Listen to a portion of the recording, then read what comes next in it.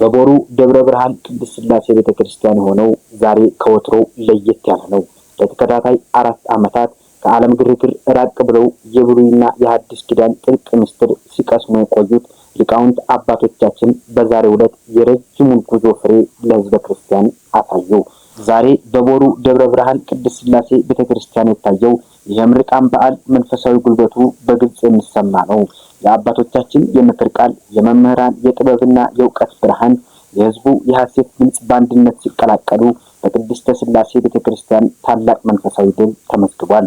ሊቃውንት አባቶቻችን በነበሩበት የትምህርት ዘመን ያሳዩት ጽናትና ጥልቅ ትጋት ለቤተክርስቲያናችን የወደፊት ተስፋ መሆናቸውን በግልጽ አሳይተዋል።